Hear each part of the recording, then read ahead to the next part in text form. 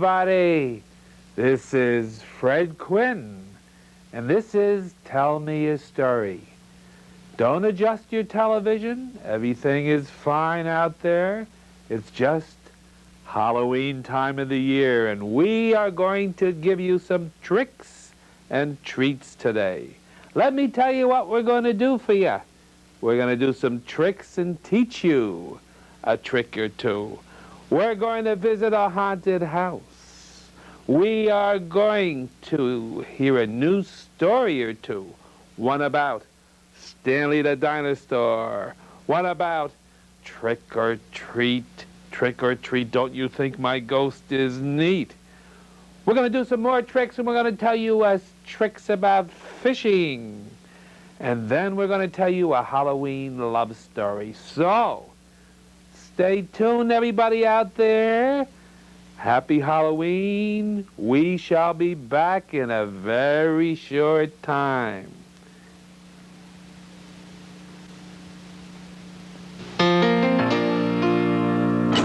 "20 kids. For 1 hour a week, you leave your concrete world of flip phones and faxes and talk to 20 kids about how business works. They will question everything. But those 20 kids will talk to 20 more. So by Saturday, what you said on Thursday could be halfway around their world. You get to make a difference. Could just make the rest of your week pretty dull. That's the new JA, teaching kids how business works. Win or lose, at least I know I put my 2 cents in. Voting is a way for me to express my opinion. It's the one time that they have to listen to me. Feel real good when I vote. Gives me a chance to speak my piece. I pull that lever and I think that's my vote, and nobody can change it. On November 5th, vote for your candidate, vote for your country, but most of all, vote for yourself. It's just one vote, but it's my vote. I'm back, and it's Tell Me a Story. The first story we're going to tell you, I'm going to read you a story, a brand new story by Marisa Quinn, my daughter. The name of the story is Stanley the Dinosaur. A story about a dinosaur. "Stanley!" his mother shouted from the kitchen. "What, Mom?" he said. "It's getting late, Stanley. You should go to bed." "Okay, Mom, I will," said Stanley. So Stanley put on his pajamas, brushed his teeth, and went to bed. He pulled the covers way up over his head, and he went to sleep.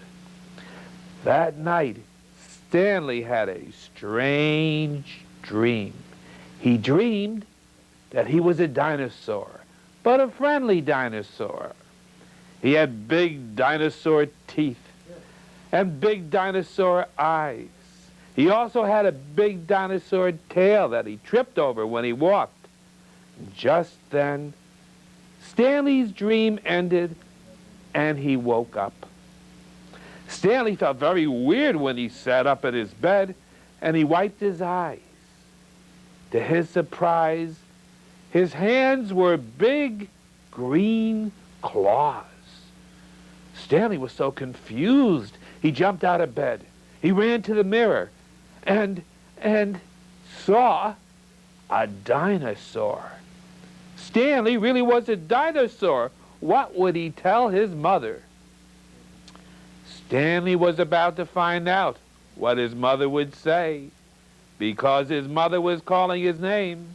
"Stanley," she said, "you have to get ready for school now or you'll be late." Stanley said, I'll be there in a second, Ma. And he slowly walked down the stairs to the kitchen where she was standing. Clump, clump, clump, clump, clump.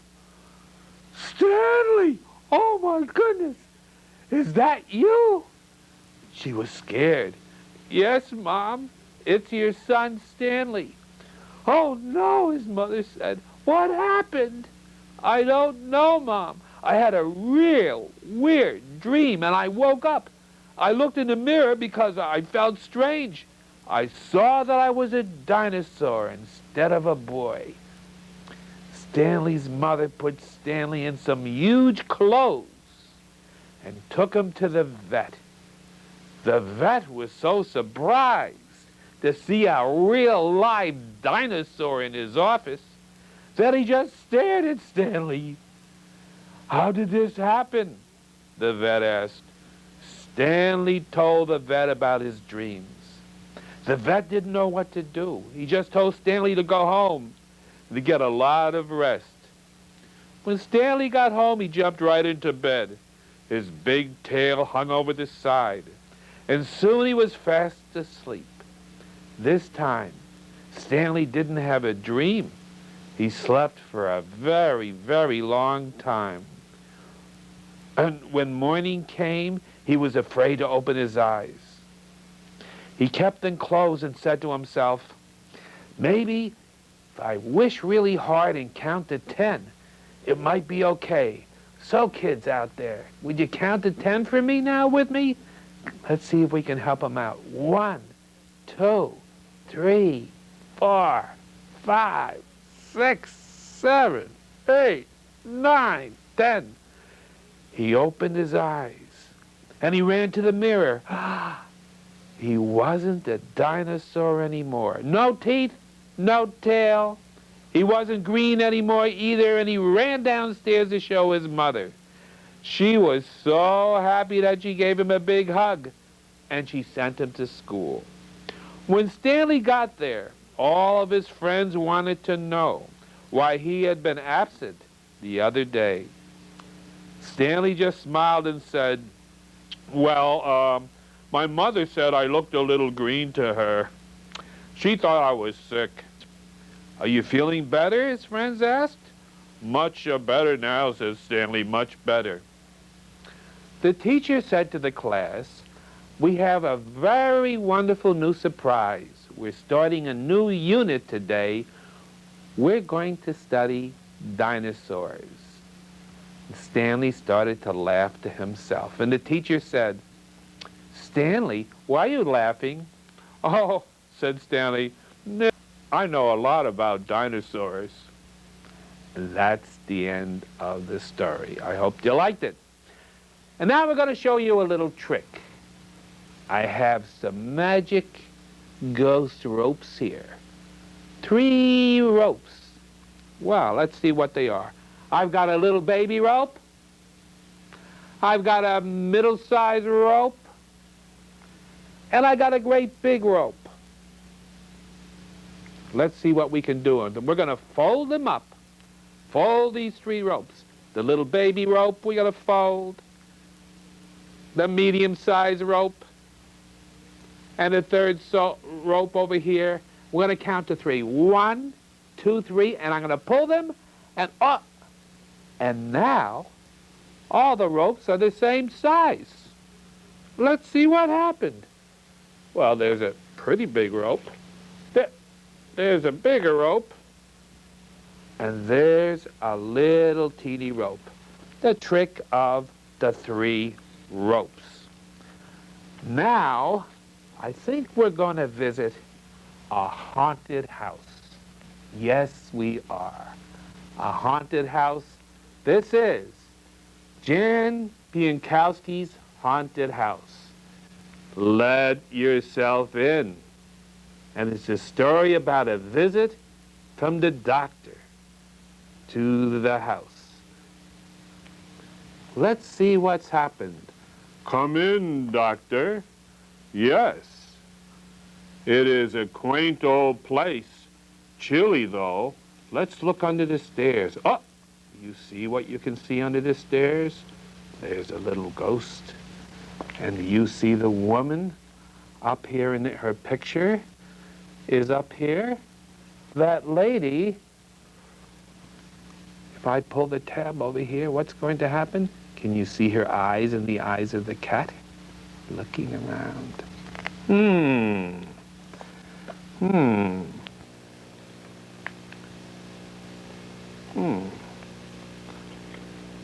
Is this the next?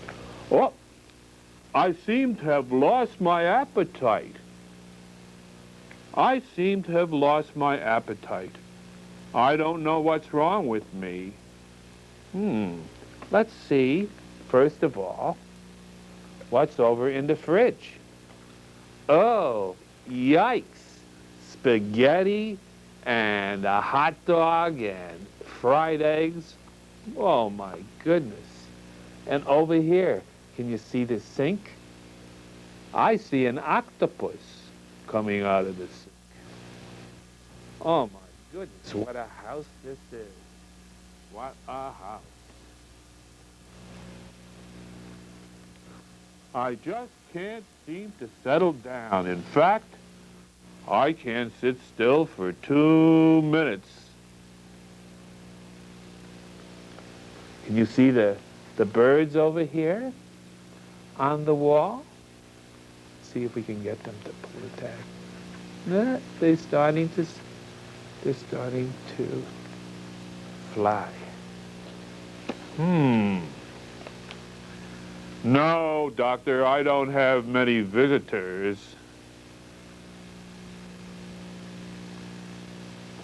What is that creature up there?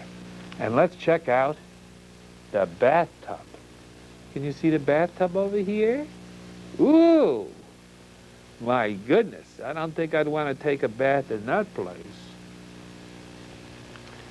And now let's go up to the bedroom. Here's the bedroom. And here's a closet over here to the side. I'm not sleeping well. I wonder what it is. Well, look what's coming out of the closet. And let's go over to the bed and take a look at the bed. Oh, can you see the ghost coming out over the bed? My goodness. I'm not sleeping well. My old bones seem to be playing up again. Doctor, do you think all this is my imagination? Doctor, where are you? Can you see the saw coming through the box in the television and that big creature up on top, flapping around? And I don't think the doctor stayed around very long. He went home very quickly. And so, that is the end of our visit to the haunted house. Well, I hope that was a treat for you, because along with the treat, here comes the trick. Going to show you a trick that you can do with 3 cans. They can be big cans or small cans. And here's what you got to do. 1, 2, 3. Let's hope that we can do this. There it is. You can pile cans up like that. I'm going to tell you how to do it. There's another view of the 3-can trick. The way to do it is you take the top 2 cans and you put one on the other like that, and you put the third one on the lip, and you have to feel around until you can balance it, and then you let it go.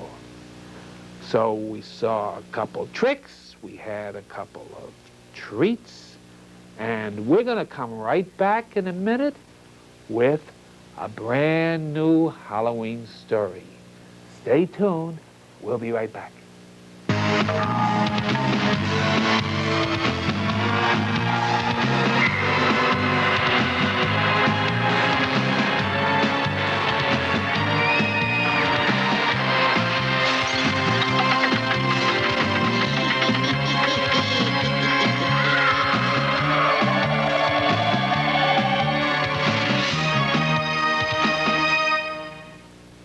Last year, over 1 million children came face to face with child abuse.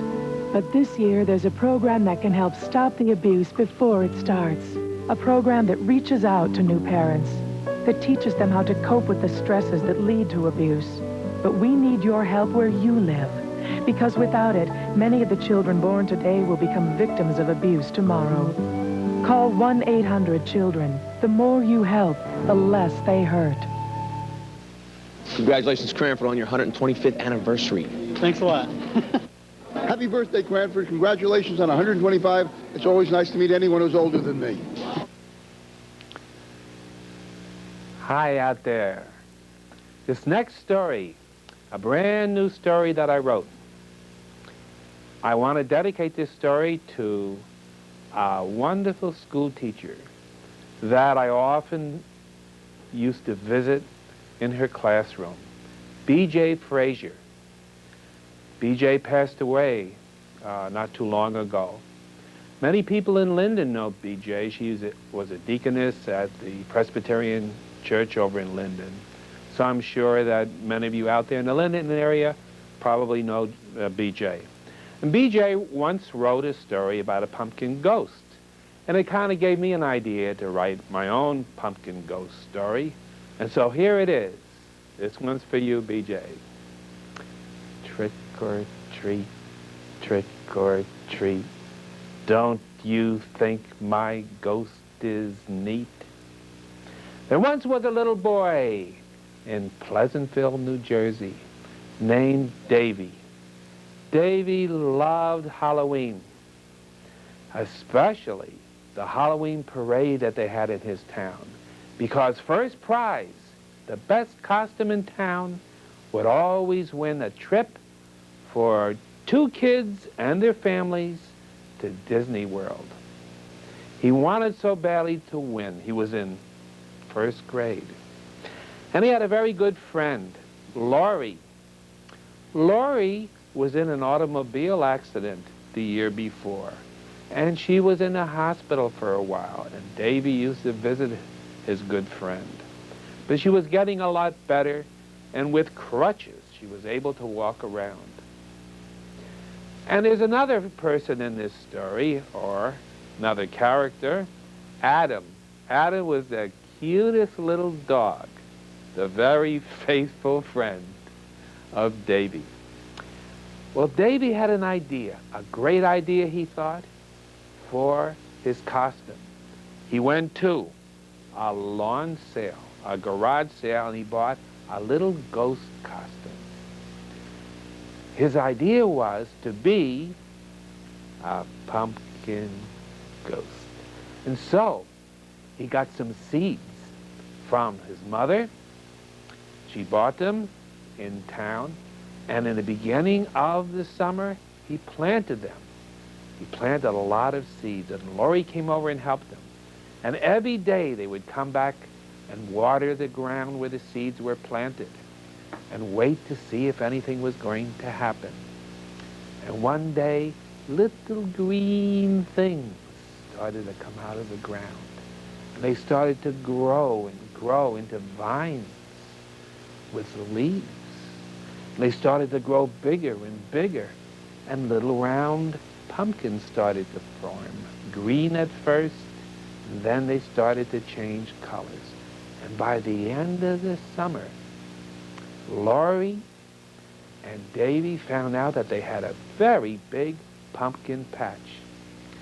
The night came, the night before Halloween came, and it was time to pick the 2 special pumpkins that he was going to make into jack-o'-lanterns for himself and for his dog Adam. And so they came out into the yard. It was just starting to get dark. And Laurie said, "Look at those 2 pumpkins in the back. They're glowing." "They are," said Davy. "They're shining. And look at, they're perfectly shaped. I think they must be the ones we're supposed to have. Let's take them in." And so they picked up the pumpkins and brought them in. And Davy said to his mom, "Look at these pumpkins, Mom. They're glowing." "Glowing?" his mom said. "I don't see any pumpkins glowing. But anyway, they look like good pumpkins. Let's make some jack-o'-lanterns out of them." So they carved them up, took all the pumpkin seeds out, and carved the mouth and the nose and the eyes into them. And they looked like very great-looking pumpkins. And when his dad came home, he had something called glaze that he was able to paste onto the outside of the pumpkins and make them hard so they wouldn't break up. And then the time came for trick-and-treating. Davy was a little nervous Because I'm going to tell you something. The year before, there were these two tough kids down the street, Bobby and Chucky. And when he was coming home from tricking and treating, they jumped on him and said, "Hey, kid, you give us up half of your candy or we're going to mess you up." And he had to give him the candy, and you better not tell your parents, they said. He was a little worried about this. But anyway, it was time to trick and treat, so he put on his ghost uniform, and he put on his pumpkin hat, and it felt a little funny. He felt differently. And he put Adam's little hat on, and they started to walk down the street, and as he looked down to the ground, it looked like he was about this high off the ground. Uh-oh, as he started to approach the corner, you know who was waiting for him? Bobby and Chucky with their arms folded. Now, we can help Davy out. If you repeat these words after me, we can give him some magic. The words are, trick or treat, trick or treat. Don't you think my ghost is neat? You got to say it with me out there or it's not going to help. Everybody, let's hear ya. Trick or treat, trick or treat. Don't you think my ghost is neat? And all of a sudden, Davy felt himself starting to rise from the ground. And so did Adam. And when the two boys, Bobby and Chucky, saw this, they got really scared. And the face of the pumpkin got to be very fierce looking, and sparks started to come out of it as they floated around in the air. "Let's get out of here, Chucky." "Okay, Bobby." They jumped over the fence of Mr. Brown's house, ran through the backyard, scooted under the bushes, and kept on going. Slowly, Davy came back almost down to the ground. And he said to himself, "What was all that about? Well, anyway, I got to go trick-or-treating." And he did, and the people loved his costume. They couldn't understand how this little boy and his dog could be this high off the ground when he rang the doorbell. And they couldn't understand how his pumpkin face and the pumpkin face on Adam kept on smiling at them. When he came home, he had a great big sack full of candy, about 10 times more than he had the year before. But as he came to Bobby's and Chucky's house near where they lived, he got to get a little nervous. But he didn't have to be worried anymore. Bobby and Chucky, they were nowhere to be seen. In fact, from that time on, every time they saw him walking down the street, they'd always cross the street. They didn't want to get near this kid. Anyway, he got home and he told his mother about all the things that had happened, how he was flying around in the air, and his mother said, "Well, yes, I'm sure, but you sure got an awful lot of candy. Okay, now go up and you can have some candy and go upstairs now. I want you to brush your teeth, put on your pajamas, and go to sleep. Tomorrow is a big, important day. It's the day of the Halloween parade." "Okay, Mom," he said. And so he went upstairs, took care of everything, hung up his little ghost suit in the closet, and put his pumpkins up on the shelf. And as soon as his head hit the pillow, he looked over and saw that his pumpkin was smiling at him. The next day, early in the morning, Davy woke up feeling wonderful. He was all excited. He was hoping that the pumpkin ghost would still be magic. And so he put on his pumpkin hat, and he put on his uniform, his ghost uniform. And all the kids in town also put on their costumes, and the big parade started. He was somewhere near the back. There were Ninja Turtles. There were characters from Disney of all kinds. There were Power Rangers, all kinds of costumes. And the mayor of the town, and the superintendent of the schools, and the rabbi ministers and the priests of town, they were all sitting up on this big stage and this big platform as all the kids went by. Davy could look into the crowds of all the people standing there, and he saw Laurie on her crutches waving to him. And when it was his time to walk past the stands, he could feel himself starting to rise up in the air again. And he started to float with Adam back and forth. And the pumpkin faces kept on winking at all the people in the stands. And he got a big hand. And Laurie was leading the applause. And then he felt himself coming down again as he passed the stands. They announced the winners of the contest. The third prize, Susie, his friend, 3 blocks away. Third prize, she got a little money. Second prize, Bart, who lives uptown. Bart had a really nice costume. His mother helped him a lot with this one. Second prize, got a little money too. And finally, first prize was announced, and it was Davy. He felt so happy, he came running over to Laurie and said, we got it, can you go with me? I'll go, she says. He got a trophy and a big certificate and floated, and the people couldn't understand how this pumpkin ghost could float around in the air like that. He came home and told his mother about all the wonderful things that had happened, and his mother said, yes, I'm sure it happened that way, but anyway, we're going to go to Disney, and we'd be glad to take Laurie with us. Well, that was a wonderful summer, this summer that he and Laurie went to Disney, and there were many other summers, and there were also many other Halloweens, because Halloween was Davy's favorite time of the year, and I hope it's yours, and I hope you like the story. And now, as a treat, I'm going to tell you a story about a great trick, how to go fishing.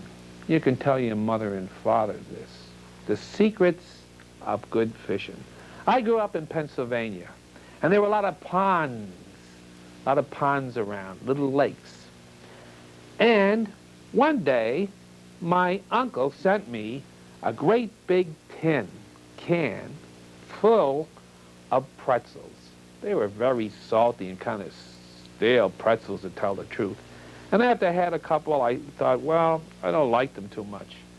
Maybe the fish would like them.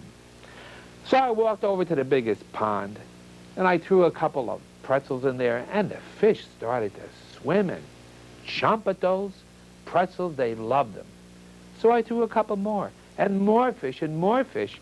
I threw the whole tin of pretzels into that pond, and it looked like the water was boiling. Those fishes were swimming around and around and around, and all of a sudden, after a while, those fishes got to get very, very thirsty. Yes, they did. And they started to drink the water in the pond. Gulp, gulp, gulp, gulp. And the more they drank, the more the water started to go down. And the pond started to go down and down and down. And after a while, all you could see is a bunch of great big fishes all filled with water, floppily laying at the bottom of the pond. And so I got 2 big barrels. That's what I did. And I put all those fish in the barrels, or most of them. I brought them home, and I put them in our big freezer, and I gave the rest to all our neighbors, and we ate some great fish that summer. A couple months later, when it had rained a lot, the pond had gotten big again. And we had eaten all the fish, and I said to myself, well, maybe I can try it again. So I got some more pretzels from my uncle, those old salty, stale pretzels. But this time, when I threw those pretzels in the pond, those fish, they just swam away. They didn't want any more of those salty pretzels. They had gotten wise. So I thought to myself, what can I do? What can I do? Well, I had one idea. My aunt from California sent me a big box of raisins. Maybe I'll throw the raisins in. They might eat raisins. And so I did. And sure enough, they kept on jumping out of the water and snatching those raisins. They loved them. They ate all of my raisins. And I said to myself, Now, what's special about raisins? Well, my Aunt Ida said that there's a lot of iron in raisins. So I went back to my barn and I came back with a great big magnet, because I know that magnets attract iron. And sure enough, I held it next to the edge of the pond, and those fishes kept on jumping up onto my magnet, and I kept on putting them into the barrels again. And before you know it, I had 3 more barrels full of fish. Brought it home, put it in the freezer, gave the rest to the neighbors, and we had a wonderful time that year. And so, I pass this secret on to you, boys and girls, to tell your folks. If you want to know the trick about really good fishing, it's pretzels and raisins. And that's the end of that story. Okay, and now we're going to take a little break. And when we come back, I've got a real Halloween love story to tell you about. We'll be right back.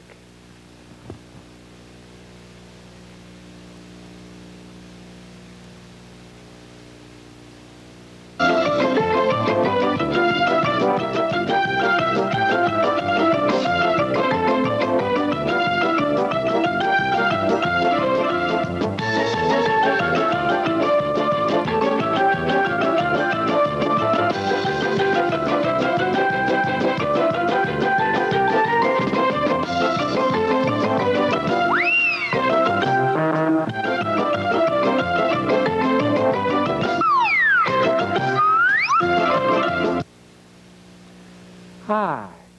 Take it easy, fella. I want to introduce you to my little friend, Stinky, my little pet, Skunk. I got him for a cent. He's a really nice little fella, but he doesn't like to stay on camera too often. But anyway, I'm going to tell him. I want to tell you a joke, Stinky. Did you hear about the witch that returned to school? She got expelled. You think that's pretty good with Stinky? And did you hear about the bungee jumper? He returned to school. He got suspended. Oh, well. Anyway, Stinky, I think it's about time that you went back into your little box here, okay? You just stay down here for a while. Okay. And now, switching gears from that, this is a true romance story. Some of you might have heard a few of my stories. I interviewed over 600 people in the subject of how they met and fell in love. This is my Halloween story. It's a true one. And it's called The Best of Intentions. It all began on Halloween night of 1981. Steve and his buddies were sitting in a booth in Exposito's pub, enjoying a few cold ones. In a neighboring booth were Mary and Joanne, dressed as Raggedy Ann and Andy. Mary, who had severely sprained her ankle recently, was sitting there with the crutches at her side and a drink in her hand. The two people who were to become man and wife were Steve and Joanne. However, the way it all came about included some interesting sets of circumstances. Eventually, the following got done. Number 1, boy meets girl. Number 2, boy takes girl out. Number 3, boy convinces both girl and her parents to allow him to marry her. This was going to take some doing, but I have the best of intentions to reveal what happened. Number 1, boy meets girl. This was done by Mary, who, in getting up to visit the ladies' room, accidentally smacked Steve in the back of the head with her crutch. There were some embarrassed giggles exchanged, an apology offered, and an invitation that the girls join the boys in their booth to prevent further physical harm to poor Steve. When Mary returned, the girls moved into the boys' booth, and the evening went by quickly with much laughter and lively conversation. In particular, Steve and Joanne seemed to enjoy one another's company. Both were open to meeting again. There were two problems in arranging to meet a second time. A, Steve didn't really know what Joanne looked like under her makeup and costume. B, Joanne, 19 years old, had a very strict Sicilian father who often said to his girls, "When you bring a boy into my house to meet your mother to me, you better be prepared to marry him." The first problem was resolved when the girls agreed to meet the boys the following Friday night at Exposito's. So the boys could recognize the girls without their Halloween costumes. Joanne and Mary agreed to wear a white carnation. The boys also said they would wear a white carnation to make the event special. The second meeting went very well. As they continued to return to Exposito's Friday nights, Steve and Joanne became increasingly involved. Steve was somewhat concerned about Joanne's father when he learned how strict he was. One day, after several months had passed, they agreed that he would pick her up several houses down the block from her home. Unfortunately, the muffler and tailpipe of Steve's car had fallen, and he had to crawl under the car with a hammer to reconnect the exhaust system. Joanne nervously fled back to her house to avoid being seen. Joanne's father said to her, "Hey, who's that jerk out of there making all of that noise?" She responded with an innocent, "I don't know, Daddy." Steve was able to get the car going, but they had to cancel the date that night. Another close call occurred at a wake. As Steve and Joanne continued to see one another weekly, it seemed that most of the people in the town, except Joanne's parents, knew about it. One evening, Steve attended the wake of Mr. Carbone, who was related to his family through marriage. He was surprised to see Joanne and her parents, who were also friends of the Carbones, coming into the wake. Some anxious moments passed as Joanne feared somebody would say something to her father about Steve, and that the morning of the wake would be extended to include Steve. After a potential catastrophe was averted, Steve and Joanne agreed to tell her parents about their relationship. The night was arranged. Determined to impress her parents, Steve showed up in his best suit. After meeting Steve, Joanne's father asked him, "Well, Stefano, what is your intenciones about my daughter?" Because he had such a pronounced accent, Steve had trouble understanding him and had to ask him 3 times to repeat the question. Finally understanding, he said, "Oh, my intentions.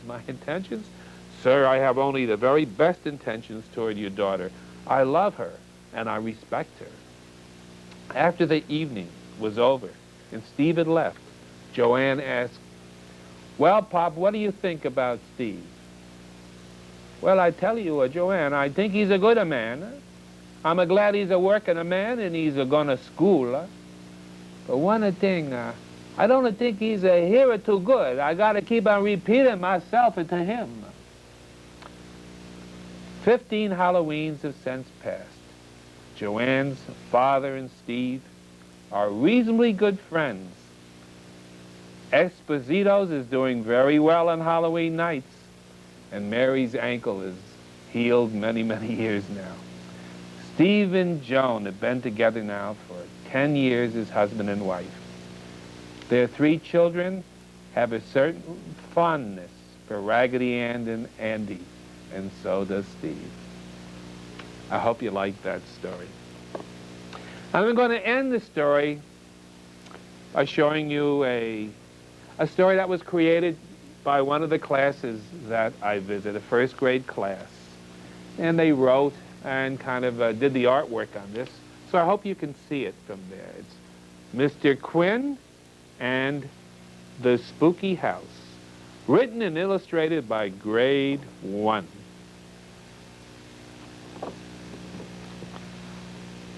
Mr. Quinn was driving along one day.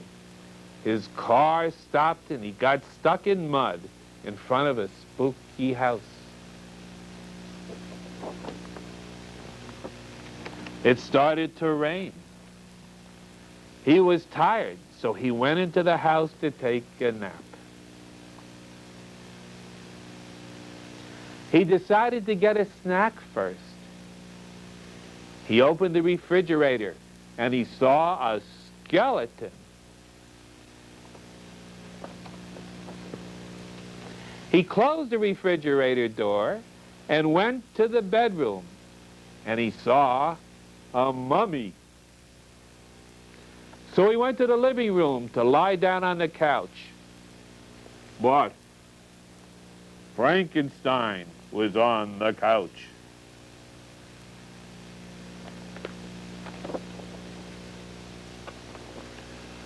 Frankenstein said, "Move out of the way. I can't see the TV." Mr. Quinn sat down anyway. And then he became Frankenstein's pal.